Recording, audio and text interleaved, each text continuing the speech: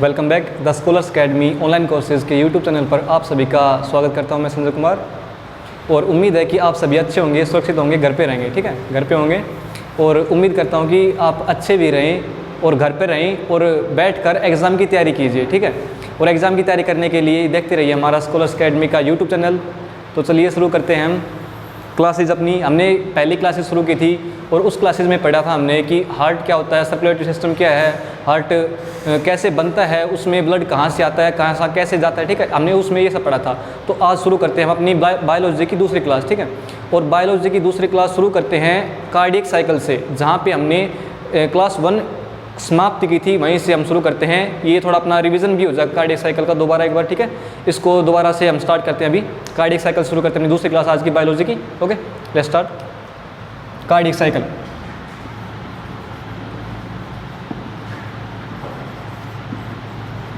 हृदय चक्कर।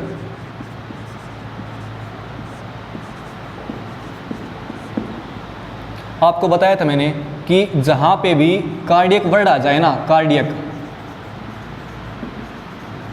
समझ लेना कि वो टर्म रिलेट करती है हार्ट से। जैसे कार्डियक मसल, मायोकार्डियल इन्फ्रेक्शन, इन सभी में क्या आया हुआ है कार्डियल। जो कार्डियल वर्ड है ना, इसका मतलब क्या हुआ कि ये सभी टर्म जो है ना, ये रिलेट करती हैं हार्ट से, ये संबंधित है हार्ट से। ठीक है, इनका मतलब ये है कार्डियल का वर्ड। और हमने पढ़ा भी था पहली क्लास में कि जो स्टडी ऑफ हार्ट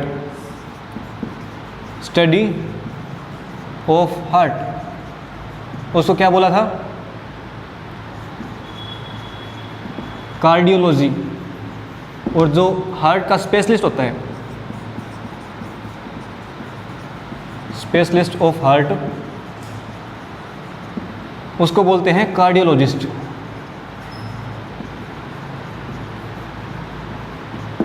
ठीक है, क्लास 1 में हमने हृदय चक्कर पढ़ा था, उसको हम फिर से रिवाइज कर रहे हैं। तो उसमें हमने क्या पढ़ा था, कार्डियक साइकिल होती क्या है, हमने क्या पढ़ा था उसमें कि जो हमारा पंपिंग मशीन है ना, पंपिंग मशीन मतलब हमारा जो हार्ट है वो सर्कुलेटरी मीडियम क्या होता है हमारा सर्कुलेटरी मीडियम, ब्लड, उसको पंप करता है। पंप कैसे करेगा, उस पर प्रेशर डालेगा। ठीक है, तभी तो वो मतलब अपना जो सर्कुलेटरी जो मीडियम है वो उस पर प्रेशर डालेगा अपना हार्ट, तभी तो वो फ्लो करेगा हमारे पूरे बॉडी में। ठीक है, तो उस पर क्या करता है कि कॉन्ट्रैक्शन एंड रिलैक्सेशन, इस टाइप में ब्लड पर प्रेशर डालता है हमारा हार्ट, हमारी पंपिंग मशीन। ठीक है, तो कॉन्ट्रैक्शन एंड रिलैक्सेशन ये 2 फेज होते हैं प्रेशर डालने के हमारे हार्ट के द्वारा। तो इन दोनों फेज को हमने 2 टर्म से डिनोट किया था। ठीक है, वो टर्म थी क्या, कॉन्ट्रैक्शन, जब हमारा हार्ट कॉन्ट्रैक्ट करता है, and relaxation.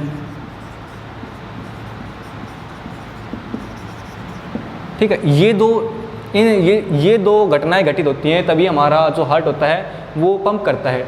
Contract and relax. ठीक है, ये जो प्रोसेस है ना, कंटिन्यूअस प्रोसेस, कॉन्ट्रैक्ट किया, रिलैक्स किया, इसको ही हम कार्डियक साइकिल बोलते हैं। ठीक है, contract and relax, this continuous process is known as cardiac cycle. Okay, contraction को हमने बोला था सिस्टोल, और रिलैक्सेशन जब हमारा जो हार्ट होता है वो रिलैक्स होता है, उसको बोला था हमने डायस्टोल। इसका मतलब क्या हुआ कि सिस्टोल एंड डायस्टोल, इन दोनों के कारण 1 कार्डियक साइकिल, इस यहाँ पे देखे से 1 कार्डियक साइकिल इन्वॉल्व्स, क्या होता है उसमें, 1 सिस्टोल प्लस 1 डायस्टोल। एक कार्डियक साइकिल मतलब कि जिसमें 1 सिस्टोल हो, 1 डायस्टोल हो। ठीक है, ये कंटिन्यूअस प्रोसेस होती है, इसमें ये होता है। ठीक है, ये इसको ही बोलते हैं हम कार्डियक साइकिल, मतलब कि सिस्टोल एंड डायस्टोल का कॉम्बिनेशन, एक कंटिन्यूअस प्रोसेस है इनकी। और हमने पिछली क्लास में पढ़ा था कि सिस्टोल का ड्यूरेशन क्या होता है, टाइम पीरियड क्या होता है, 0.3 सेकेंड, और डायस्टोल का कितना पढ़ा था हमने, 0.5 सेकेंड। 0.5 सेकेंड। तो यहाँ पे क्या लिखेंगे हम, 1 सिस्टोल 0.3 सेकेंड 1 डायस्टोल 0.5 सेकेंड, कितना हो टोटल ये 0.8 सेकेंड, 0.8 सेकेंड किसका 1 कार्डियक साइकिल का, 1 cardiac cycle, 1 cardiac cycle is equal to 0.8 second. क्या 0.8 सेकेंड क्या है, एक कार्डियक साइकिल का ड्यूरेशन है, duration of 1 cardiac cycle is equal to 0.8 second. Okay, ये ध्यान में रखना।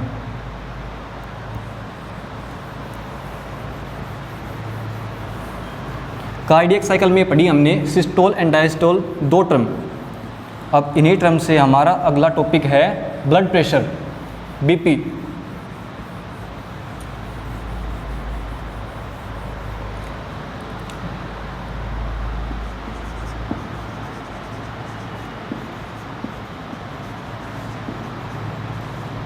रक्तदाब,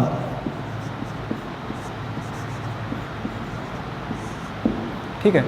अभी हमने कार्डियक साइकिल में 2 टर्म पढ़ी है, ठीक है, सिस्टोल एंड डायस्टोल। अब ब्लड प्रेशर पढ़े हम, इसके बाद ब्लड प्रेशर में क्या होता है, ब्लड प्रेशर सबसे पहले हमारा, ठीक है, हमारा हार्ट पंप करता है हमारे ब्लड को, तो उस टाइम पे पंपिंग के दौरान जो प्रेशर लगता है ना, वही ब्लड प्रेशर होता है हमारा, ठीक है। और उसी में क्या होता है कि सिस्टोल एंड डायस्टोल 2 प्रोसेस आती हैं। जो सिस्टोल के कारण जो प्रोसेस लगता है, सिस्टोल मतलब कि कॉन्टैक्ट के कारण, कॉन्ट्रैक्शन के कारण जो हमारा ब्लड पर प्रेशर लगता है, वो तो हमारा होता है सिस्टोलिक प्रेशर ना, सिस्टोलिक प्रेशर। और जब हमारा हार्ट रिलैक्स होता है, उस टाइम पर जब हमारा ब्लड पर प्रेशर लगता है, उसको बोलते हैं हम डायस्टोलिक प्रेशर, ठीक है। जब हमारा कॉन्टैक्ट होगा तो उसको हमने क्या बोला, सिस्टोलिक प्रेशर, सिस्टोलिक प्रेशर। और जब हमारा हार्ट रिलैक्स हुआ है, उस टाइम पे जो ब्लड पे प्रेशर होगा, वो क्या बोला हमने, डायस्टोलिक प्रेशर। ओके, ठीक है। एक नॉर्मल ह्यूमन बीइंग का जो बीपी होता है, ब्लड प्रेशर होता है, उसकी रेंज क्या होती है, normal range of a person, किसकी, ब्लड प्रेशर की, ब्लड प्रेशर की इज 180 से ना 120 से 80 mm of Hg, mm of Hg। ये चीज़ हमेशा ध्यान रखना कि mm ऑफ Hg, हम इसको मरकरी में काउंट करते हैं, ठीक है। ये जो मैंने लाइन लिखी है ना कि एक नॉर्मल पर्सन का जो ब्लड प्रेशर होता है, वो उसकी रेंज होती है 120 से mm ऑफ Hg। इस लाइन को याद रखना, ठीक है। अभी लिखता हूँ इसको मैं,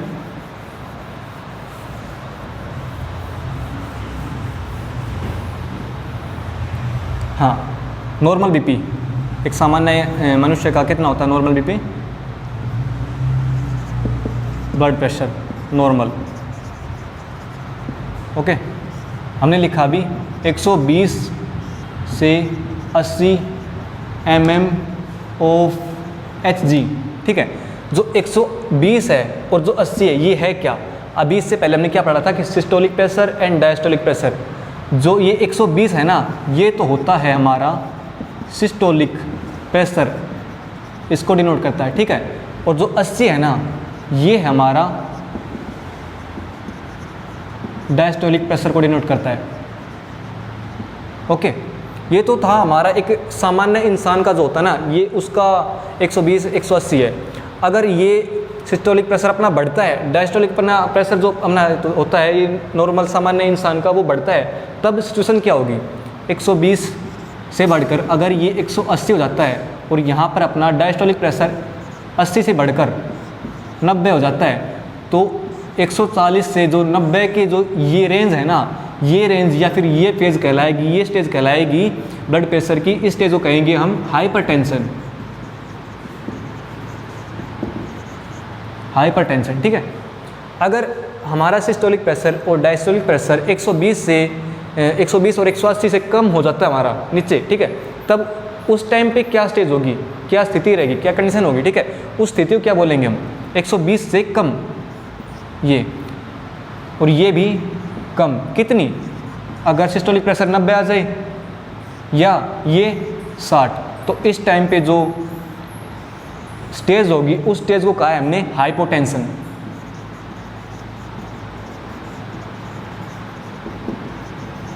ओके, यही थी ब्लड प्रेशर की 3 स्टेज। एक नॉर्मल की कितना होता है, नॉर्मल सामान्य इंसान का जो बीपी होता है वो कितना होता है, और अगर बीपी हाई हो जाता है, कई बार कहते हैं ना कि बीपी हाई होगा, उसका मतलब क्या हुआ कि उसका सिस्टोलिक और डायस्टोलिक जो प्रेशर है ना वो उसके बढ़ गए हैं, किस रेंज तक पहुंच गए हैं, किसके नियर बाय पहुंच गए हैं, 140 से 90 इसकी रेंज में पहुंच गए हैं, मतलब कि हाइपर टेंशन की स्थिति बन चुकी है उस इंसान को। अगर उसका बीपी लो है उस टाइम पे क्या है कि जिसका बीपी लो है उस टाइम पे उसका सिस्टोलिक एंड डायस्टोलिक जो प्रेशर है वो किस रेंज में है, किस रेंज में लाई करते हैं, किसके नियर बाय हैं, 90 से 60।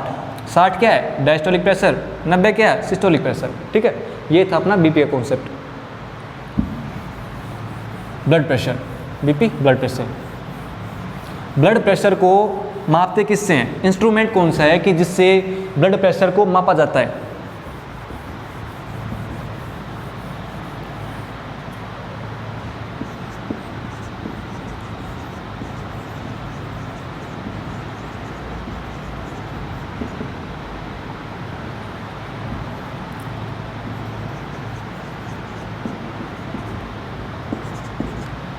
Sphygmomanometer. This is the instrument by which we can measure the blood pressure of a human being, of a person. ठीक है, Sphygmomanometer, इसको याद रखना। ठीक है, ये इंस्ट्रूमेंट है जिसके द्वारा बीपी को मापा जाता है। हमने पढ़ लिया हार्ट के बाद पढ़ा हमने कार्डियक साइकिल के बाद पढ़ा हमने बीपी। ठीक है, अब जो हमने बताया था कि हार्ट जो है ना अपना, हार्ट में ब्लड हमारा आता है, किस किस टाइप का ब्लड आता है कि अपना जो हार्ट होता है उसमें एंटर करता है CO2 ब्लड जो होता है वो एंटर करता है, और क्या नाम है एग्जिट करता है, उससे O2 ब्लड भी एग्जिट करता है। ठीक है, उसमें 2 टाइप के ब्लड थे अपने हार्ट में, डबल सर्कुलेशन था, O2 blood and CO2 blood. ठीक है, तो जो ब्लड है ना वो किसके थ्रू आया था, कोई ना कोई ब्लड वेसल्स होगी। ठीक है, ब्लड वेसल्स के थ्रू तो अपने हार्ट में एंटर की थी उसने, तो ब्लड वेसल्स के बारे में पढ़ेंगे हम। ब्लड वेसल्स है क्या, पूरी बॉडी में होती है हमारी, हार्ट में नहीं, पूरी बॉडी में जो हमारा खून सर्कुलेट करता है, किसके थ्रू सर्कुलेट करता है, ब्लड वेसल्स के कारण, ब्लड वेसल्स के थ्रू सर्कुलेट करता है हमारी बॉडी में। ठीक है, ब्लड वेसल्स, हाँ ठीक है, ब्लड वेसल्स में क्या, artery, veins and capillaries.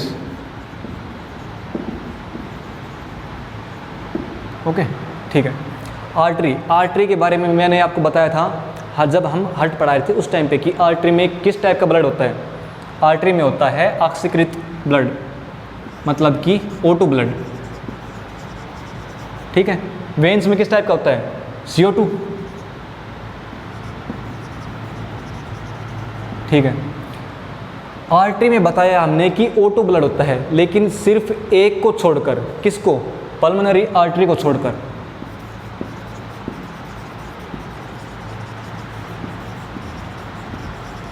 Pulmonary artery को छोड़कर, एक्सेप्ट। ठीक है, पल्मोनरी आर्टरी को छोड़कर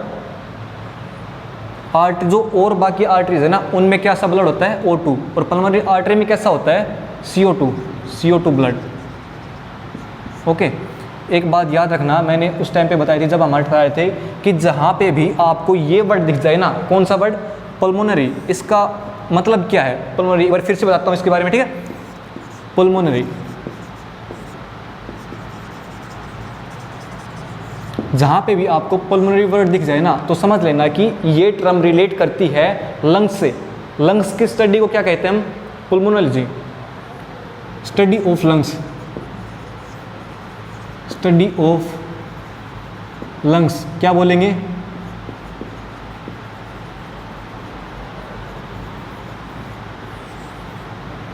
पल्मोनोलॉजी। ठीक है, अब यहाँ पे है पल्मोनरी आर्टरी, इसका मतलब क्या है कि हार्ट से तो वो रिलेटेड है आर्टरी हमारी, लेकिन कनेक्टेड है लंग्स से। ओके, और लंग्स से इसमें क्या होता है कि जो हमारा ये जो ब्लड होता है ना CO2 ब्लड, ये कनेक्टेड होता है ये आर्टरी, इस आर्टरी के थ्रू जाता है लंग्स में, और लंग्स से सर्कुलेट होके हमारा जो प्यूरीफाई होके फिल्टर होके O2 ब्लड आता है, ठीक है। और वो O2 ब्लड सीधा एंट्री किया था किसने, चैम्बर 3 में, जब हमने हार्ट पढ़ा था, अगर याद है तो आपको, ठीक है। वैसे ही इसमें भी एक अपवाद है, एक्सेप्शन है, एक्सेप्ट किसके अलावा, पल्मोनरी वेन, इसके अलावा पल्मोनरी वेन में क्या होता है, O2 ब्लड होता है, ये भी वेन्स में एक अपवाद है। बाकी सभी वेन्स में CO2 ब्लड होता है छोड़कर पल्मोनरी वेन्स में, ओके। जो आर्टरीज हैं वो होती हैं डेप्थ, नीचे गहराई में, ठीक है, गहराई में, जैसे क्या, चलो पहले आर्टरी से पहले वेन के बारे में पढ़ते हैं। जो वेन्स है ना, इनको हम अपने ऊपरी सतह से, जैसे हम जो हमारी स्किन है ना, इसके ऊपरी सतह से इनको देख सकते हैं हम, जो ऊपर ग्रीन कलर की दिखाई देती है ना हमारी नसें हैं, इनको बोलते हैं हम वेन्स। जो ग्रीन कलर की है ना, green colour veins, we can see them on surface of our body, कि हमारी बॉडी के सरफेस से ही हम उनको देख सकते हैं। बट जो आर्टरीज है ना, दीज आर डेप्थ इनसाइड, ये नीचे होती हैं, डेप्थ इनसाइड। जो आर्टरीज होती हैं वो थिक भी होती हैं, ज़्यादा थिकनेस होती है इनमें, ज़्यादा मस्कुलर होती हैं, या बोल सकते हैं इनको, ठीक है। बट जो वेन्स होती है ये थिन होती हैं, लेस मस्कुलर होती हैं, थिन या लेस मस्कुलर। आर्टरीज होती हैं, इनमें वाल्व्स प्रेजेंट नहीं होते, सीधा फ्लो करता है इनके थ्रू ब्लड, ठीक है, इनमें कोई वाल्व्स नहीं होते। These are without valves, without कौन सी, आर्टरीज। बट वेन्स में वाल्व प्रेजेंट होते हैं, वाल्व्स प्रेजेंट होते हैं, ठीक है। ये था इनके बीच आर्टरी और वेन्स के बीच का डिफरेंस। अब पढ़ते हैं कैपिलरी। कैपिलरी है क्या, कैपिलरी एक लिंक है, ठीक है। लिंक कैसा लिंक है कि जैसे ये है, ये जो फिंगर्स है ना मेरी, ये तो हो गई आर्टरी, और इस हाथ की जो फिंगर्स है ये हो गई वेन्स। अब इनके बीच में जो ब्लड होता है ना हमारा, सर्कुलेट करता है, CO2 और O2 का जो ट्रांसफ़र होता है, एकदम से इनके बीच में ये कनेक्टेड नहीं होती आपस में, इनके बीच में जो एक जाल सा बना हुआ होता है, कैसे, जैसे ये तो हो गई हमारी वेन्स, और ये हो गई हमारी आर्टरी। अब ये सीधे ही कनेक्ट नहीं होती, इनके थ्रू ब्लड सीधा ऐसे कनेक्ट नहीं होता, ठीक है, ट्रांसफ़र नहीं होता इनके बीच में सीधा डायरेक्ट ऐसा। लेकिन किसके थ्रू होता है, एक इनके बीच जाल सा बना हुआ होता है, ऐसे बिल्कुल थिन, बिल्कुल बारीक बारीक ब्लड वेसल्स होती हैं, और इन ब्लड वेसल्स को बोला है हमने कैपिलरीज। ये भी ब्लड वेसल्स है हमारी बॉडी की, कैपिलरीज, ठीक है। दीज आर द, इनको बोला गया है कि these are the link, capillaries, these are the link. Link किस किस के बीच का, links between artery and veins, artery और वेन्स के बीच का इनको लिंक बोला गया है, ठीक है। इनमें ब्लड कैसा प्रेजेंट होता है कि अब ये लिंक है बीच में, तो बीच में ब्लड कैसा होगा, दोनों टाइप का ब्लड होगा। वेन से किस टाइप का ब्लड आया है, O2 वाला, CO2 वाला, हाँ। और जो ब्लड आर्टरी से आया वो कैसा ब्लड आया है इनमें, तो ब्लड इसमें CO2 प्लस O2 ब्लड, दोनों टाइप का ब्लड प्रेजेंट होता है इनमें। ये है कैपिलरी के बारे में, ये पढ़ा हमने ब्लड वेसल्स के बारे में, ठीक है। ब्लड वेसल्स के बारे में इतना ही काफ़ी है, इतना ही था।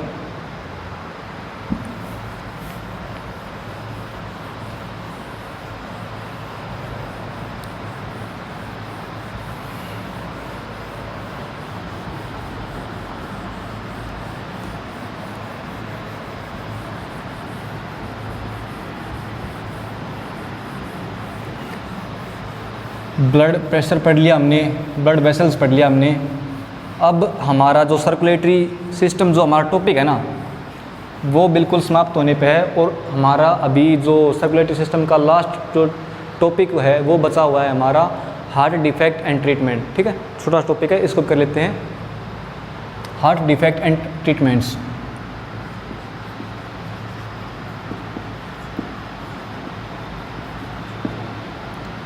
And treatments.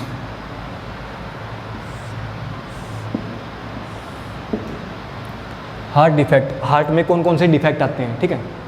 हार्ट में कौन कौन से डिफेक्ट आते हैं, ये 2-3 होते हैं बस, उसके बारे में पूछा जाता है, इनके बारे में क्वेश्चन आता है। कौन कौन से, एक तो होता है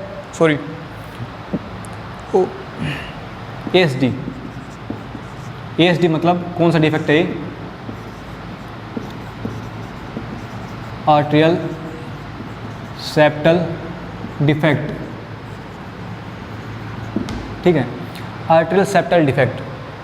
इसके बारे में पढ़ने से पहले हमने जब आपकी क्लास 1 लगाई थी उसमें हमने हार्ट के बारे में आपको बताया था कि हार्ट में 4 चैम्बर होते हैं, ठीक है। एक बार थोड़ा बना के दिखाता हूँ आपको कि ये अपना हार्ट है, ठीक है। इसमें बताया था कि हमने 4 चैम्बर हैं, 1 2 3 4। अब इन चैम्बर्स को अलग अलग कौन करता है, ये जो बीच में जो दीवार सी है ना, ये जो वॉल्व है, ये जो पोर्शन है, इसको ब्लैक कर रहा हूँ मैं, देखना सभी चैम्बर्स को ये पोर्शन अलग कर रहा है।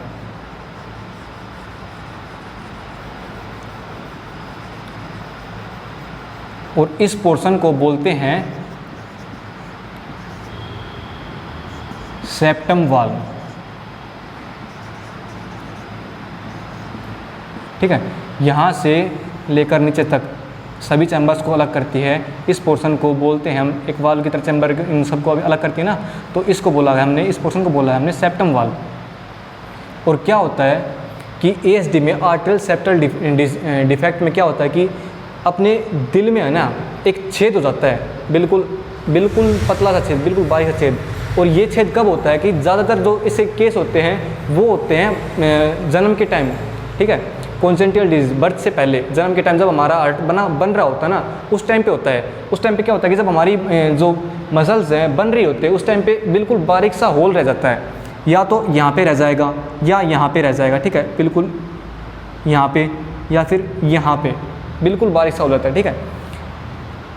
अब उस होल से होता क्या है कि जो जिसके कारण ये वाल्व थी, किसके कारण थी, इनको अलग अलग करने के लिए, इन चैम्बर्स को अलग अलग करने के लिए, ताकि ये अपना काम खुद आसानी से कर सकें और ब्लड जो है वो इनका मिक्स ना हो, ठीक है। ना कि चैम्बर 2 का ये जो यहाँ पे है, इसका ब्लड यहाँ पे आ पाए और इसका ब्लड यहाँ पे आ पाए, ना ही 4 का 3 में आ पाए, ना ही 3 का 4 में आ पाए, ठीक है। इसका काम ये होता है। लेकिन जब ये इसमें अगर होल हो जाएगा ना, तब क्या होगा कि ब्लड जो हमारा है ये हमारा मिक्स हो जाएगा, ठीक है। और मिक्स होने से क्या होगा कि मिक्स होने से क्या होगा कि हमारा जो पूरा शरीर है ना वो नीला पड़ जाएगा। क्यों? क्योंकि जो अशुद्ध खून है वो भी मिक्स हो रहा है और शुद्ध खून है उसका पता नहीं लग रहा है, ठीक है। तो हमारा पूरा शरीर नीला पड़ जाता है। तो ज़्यादा टाइम, अगर ज़्यादा समय तक ये बीमारी इंसान में रहती है तो ये डेथ का कारण भी बन सकती है। इसका डिफेक्ट ये है, इसका सबसे बड़ा डिफेक्ट तो यही है, ठीक है, lead to death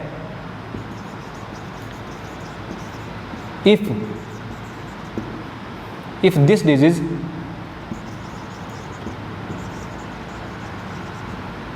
stands long, अगर यह बीमारी लंबे समय तक चलती है तो इसके कारण हमारी मृत्यु भी हो सकती है। एक क्वेश्चन और पूछा जाता है कि ब्लू बेबी सिंड्रोम क्या है, हार्ट से रिलेटेड, ठीक है। वो ब्लू बेबी सिंड्रोम यहाँ पे देख सकते हो उसको, ब्लू बेबी सिंड्रोम, ठीक है। उसमें भी क्या है, उसमें भी यही है कि जो हमारा हार्ट है उसमें छेद हो जाता है और उससे क्या होता है कि जो बच्चा होता है ना उसका पूरा शरीर नीला पड़ जाता है और इसीलिए उसको कहा है कि ब्लू बेबी सिंड्रोम, ठीक है। और उस बीमारी को भी क्या नाम दिया है, फोसा ओवेलिस, फोसा ओवेलिस, ठीक है। ये होती है, ये एक ही टाइप का है।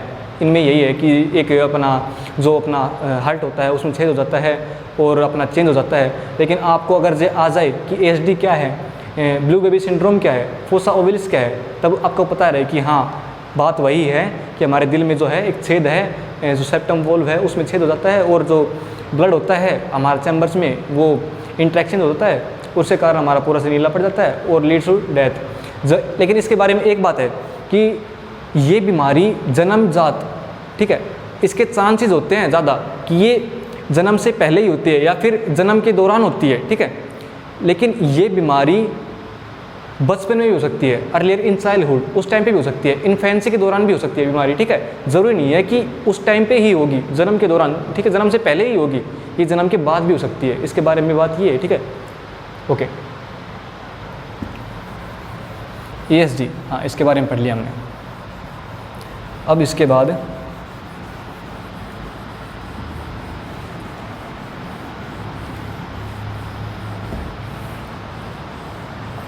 दूसरा डिफेक्ट क्या है? ये है हमारा हार्ट, ओके, ये बाहर से बना हुआ है, इसका इंटरनल स्ट्रक्चर नहीं दिखा मैंने।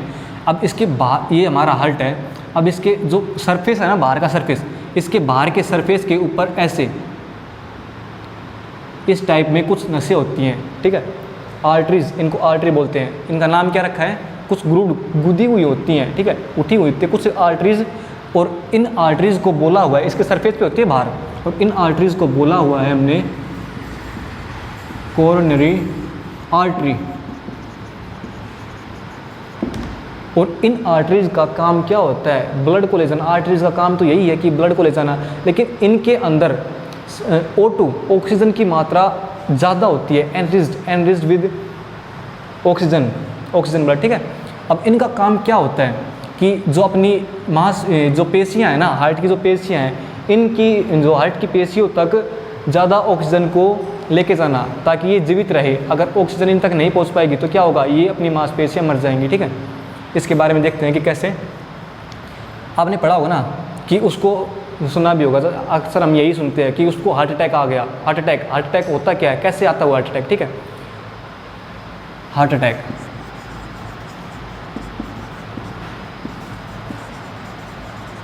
हम बोल देते हैं ना कि उसको हार्ट अटैक आ गया था और वो मर गया। हार्ट अटैक आया कैसे? कि हार्ट अटैक जब ही आता है कि जब हमारी कोरोनरी आर्टरीज में ब्लॉकेज हो जाती है। ये रिलेट इससे ही करता है, ठीक है। हमारा जो हमारी कोरोनरी आर्टरीज है ना, अगर इनमें ब्लॉकेज आ गई ना तो इससे क्या होगा? तो हाँ, कोरोनरी आर्टरीज में अगर ब्लॉकेज आ गई तो इससे क्या होगा कि ब्लड हमारा जा नहीं पाएगा पेशियों तक। जो हार्ट की पेशियाँ हैं, मसल्स हैं, उन तक हमारा जो ब्लड है वो जा नहीं पाएगा, ऑक्सीजन उनकी जा नहीं पाएगी। तो क्या होगा? उसकी जो हार्ट की हमारी मांसपेशियाँ है वो सड़ने लग जाएंगी या मरने लग जाएंगी धीरे धीरे, ठीक है। और उस टाइम पे ही क्या होता है कि हमारा हार्ट अटैक आता है। और इसको साइंस लैंग्वेज में क्या बोलते हैं, मेडिकल साइंस में क्या बोलते हैं? हार्ट अटैक को ही मायोकार्डियल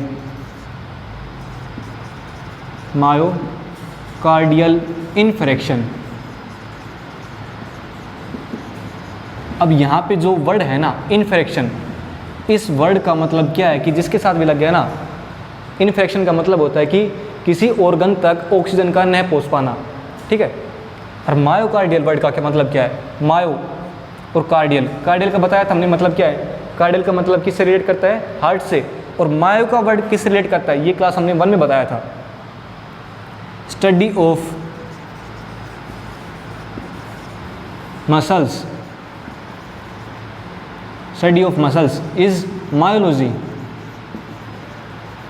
ठीक है। अब समझ में आ गया ना कि मायो किस रिलेट करता है? मायोलॉजी, पेशी विज्ञान। मायोलॉजी, पेशी विज्ञान, ओके। हाँ, तो मायोकार्डियल इन्फेक्शन का मतलब क्या हुआ? इन्फेक्शन हमने बताया कि किसी ऑर्गन तक ऑक्सीजन न पहुंच पाना, वो क्या है? इन्फेक्शन। और मायोकार्डियल मतलब कि कार्डियल मतलब हार्ट और मायो मतलब पेशी, हार्ट की पेशियों तक ऑक्सीजन का न पहुंच पाना, ठीक है। और इसी को बोलते हैं हम heart attack.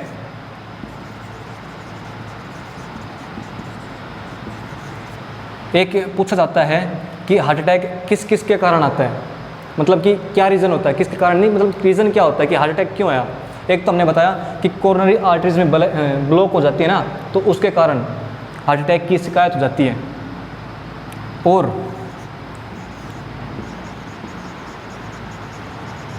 Pulmonary artery and आउर्टा। आपको आंसर में अगर इनका भी ना मिल जाए ना तो इनसे भी हार्ट अटैक की शिकायत हो जाती है, ठीक है। Pulmonary artery, aorta and coronary artery, ठीक है। इनकी ब्लॉकेज के कारण क्या होता है, मायोकार्डियल इन्फ्रेक्शन। आपने सुना भी होगा ना, डॉक्टर अगर बोल दे आपको कि द पेशेंट है died due to the myocardial infarction, आपको क्या समझ में आएगा, कुछ समझ में नहीं आएगा। लेकिन डॉक्टर बोल दे आपको कि वो उसकी मृत्यु हार्ट अटैक से हो गई, तब आपको समझ में आएगा। तो थोड़ा बहुत इतना भी तो नॉलेज होनी चाहिए ना, मेडिकल साइंस की पढ़ रहे हैं हम, तो थोड़ी बहुत उसकी नॉलेज भी होनी चाहिए ना कि कैसे क्या हुआ है, थोड़ी बहुत नॉलेज इसकी भी होनी चाहिए, ठीक है। मायोकार्डियल अगर आपको अब कोई बोलेगा कि मायोकार्डियल इन्फेक्शन होता है क्या, या उसके कारण उसकी मृत्यु हो गई, तो समझ जाना कि हाँ वो हार्ट अटैक के बारे में बोल रहा है, ठीक है।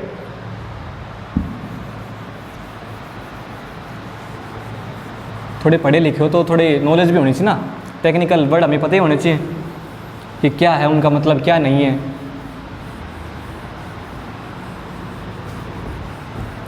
एक हमने अभी जो टर्म पढ़ी है हार्ट अटैक, ठीक है। हार्ट अटैक मतलब मायोकार्डियल इन्फेक्शन, हार्ट अटैक। ऐसे ही एक दूसरी टर्म है, उसका मतलब वो कौन सी टर्म है, कार्डियक अरेस्ट। Cardiac arrest. अब जो हमारा हार्ट अटैक है ना, इसमें आपने सुना होगा ना कि उसका तो फर्स्ट स्टेज था, उसके तो पहली बार आया था, उसकी पहली स्टेज थी हार्ट अटैक की, फिर उसकी दूसरी स्टेज थी, और तीसरी बार में तो इंसान बचता ही नहीं है। सुना है ना आपने। तो इसका मतलब क्या है कि हार्ट अटैक जो होता है ना, वो सिर्फ 3 बार आता है। 3 बार में अगर इंसान बच जाए तो बच जाए, उससे पहले रोकथाम कर लो, नहीं तो फिर बाद में कोई चांस नहीं होता। हार्ट अटैक के 3 चांस हो सकते हैं। लेकिन जब कार्डियक अरेस्ट आता है ना, तो इंसान बिल्कुल भी नहीं बच पाता। एक बार आता है और एक बार में इंसान को लेकर चला जाता है, कार्डियक अरेस्ट। ये टर्म उससे ही है, कार्डियक अरेस्ट मतलब कि sudden stop of heart working.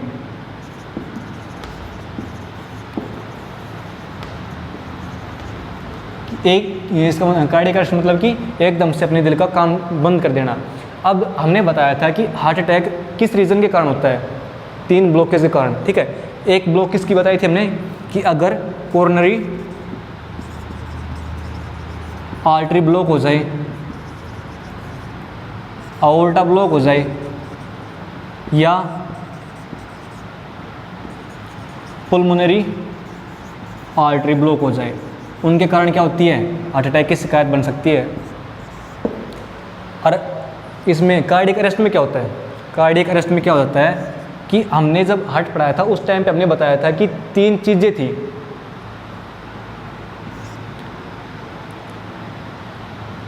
हाँ, उस टाइम पे हमने बताया था कि हमारे हार्ट में क्या था कि वाल्व प्रेजेंट होते हैं, ठीक है। और उन वाल्व कौन कौन से वाल्व थे हमारे, उनका नाम दिया था हमने कस्पिड वाल्व्स। कस्पिड वाल्व्स उनको बोला था हमने कस्पिड वाल्व्स। अगर हमारे कस्पिड वाल्व कौन कौन से बोले थे हमने, tricuspid valve and bicuspid valve.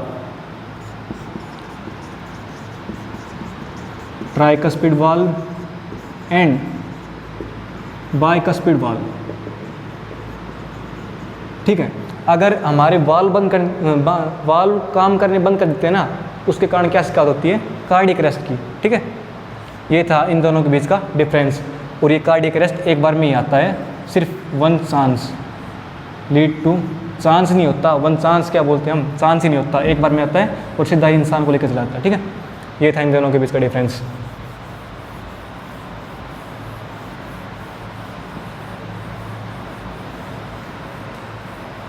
Defect इतने ही हैं, इतने ही पूछ जाते हैं क्वेश्चन हमारे एग्ज़ाम में, एग्ज़ाम पॉइंट ऑफ व्यू से। अब थोड़ा हम देखते हैं ट्रीटमेंट में सुना होगा ना आपने कि कई बार बोलते कि उसके हार्ट की तो एंजियोप्लास्टी हुई है, ठीक है। ट्रीटमेंट में क्या होता है कि उसकी एंजियोप्लास्टी हुई है। एंजियोप्लास्टी से मतलब क्या है, उसके बारे में देखेंगे अभी हम। ट्रीटमेंट में एंजियोप्लास्टी,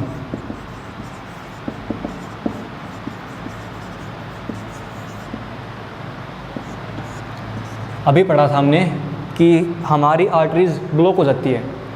अब जो ब्लॉकेज होती है ना, उससे क्या होता है कि हार्ट अटैक की शिकायत होती है। अब हार्ट अटैक की शिकायत होती है, उस टाइम पे डॉक्टर के पास आते हैं, तो डॉक्टर क्या करता है कि बाईपास सर्जरी करता है एक तो, और बाईपास सर्जरी करता है उस टाइम पे क्या डालता है कि स्टंट वगैरह डालता है, उस ब्लॉकेज को हटाने के लिए एक मेटल वायर डालता है, ठीक है, ताकि जो हमारा ब्लड वेसल्स है ना उसके थ्रू हमारा इजीली फ्लो हो उसके ब्लड का, ठीक है, इसीलिए स्टंट डालता है। स्टंट को उसको क्या बोलते हैं, कई बार हम बोलते हैं ना कि उसके हार्ट में तो छल्ले डले हैं, छल्ले क्या, छल्ले यही होते हैं, स्टंट डलता है उसमें, ठीक है। हाँ,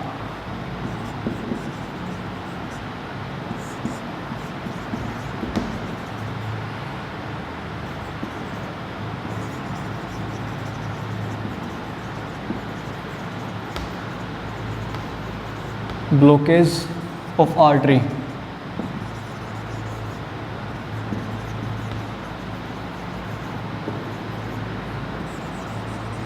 यहाँ पे हमने लिखा है एंजियोप्लास्टी में क्या होता है, हमने समझा दिया आपको, लिखा क्या हमने यहाँ पे कि stent provided to remove the blockage of artery to easily flow of blood, कि यहाँ पे स्टंट प्रोवाइड किया जाता है, सर्जरी की जाती है ताकि ब्लॉकेज को हटाया जा सके और इजीली फ्लो हो सके हमारा ब्लड का उस ब्लड वेसल के थ्रू, ठीक है, और इसी को बोलते हैं हम एंजियोप्लास्टी। फिर एक बोलते हैं ना कई बार कि उसके तो पेसमेकर डला है, पेसमेकर उसमें क्या होता है, ठीक है, पेसमेकर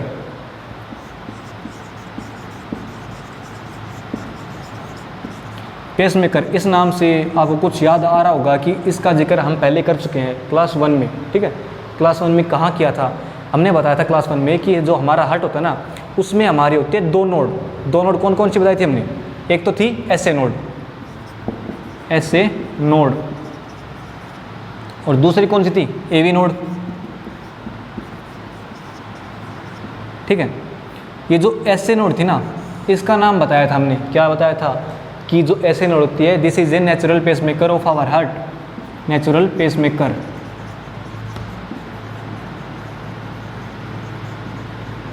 ऑफ आवर हार्ट, ठीक है। और एसए नोड का हमने काम क्या बताया था कि जो हमारा हार्ट का काम क्या है कि पंपिंग करना, ठीक है, कॉन्ट्रैक्शन एंड रिलैक्सेशन, जो हमारा हार्ट का जो कॉन्ट्रैक्शन होता है ना, जब हमारा हार्ट सिकुड़ता है वो किसकी वजह से होता है, एसए नोड का ही काम होता है, एसए नोड का ही काम होता है कि वो इलेक्ट्रिकल इम्पल्स जनरेट करती है ताकि हमारा हार्ट कॉन्ट्रैक्ट कर सके। एक वर्ड याद रखना, इसमें क्या बोला मैंने अभी कि इलेक्ट्रिकल इम्पल्स जनरेट करती है और उसके कारण ही हमारा हार्ट कॉन्ट्रैक्ट करता है। कई बार क्या पूछ लेता है, एक बार क्या क्वेश्चन पूछा था कि जो ये एसए नोड है ये इलेक्ट्रिकल इम्पल्स जनरेट करती है ना,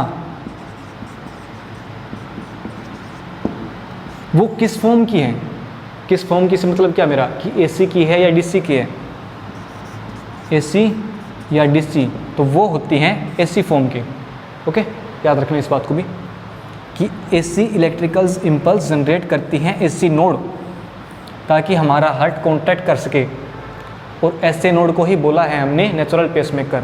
जब हमारी एसए नोड काम नहीं करती है, ठीक है, काम नहीं करती है तो उस टाइम पे क्या होता है, हमारा हार्ट कॉन्ट्रैक्शन उसका होना कम कर देता है, और डॉक्टर के पास आते हैं तो क्या करता है वो एसए नोड की जगह एक आर्टिफिशियल पेसमेकर लगाता है, ठीक है। और उस आर्टिफिशियल पेसमेकर का काम यही होता है जो कि एसए नोड काम करती है, बस यही होता है। तब बोल देते हैं ना कि उसका तो पेसमेकर चेंज हुआ है या पेसमेकर डलवा के आया है, तो उसका मतलब क्या है कि उसकी एसए नोड काम करनी बंद कर चुकी थी, इसलिए उसने आर्टिफिशियल पेसमेकर डलवाया है अपनी बॉडी में, अपनी हार्ट में, ठीक है।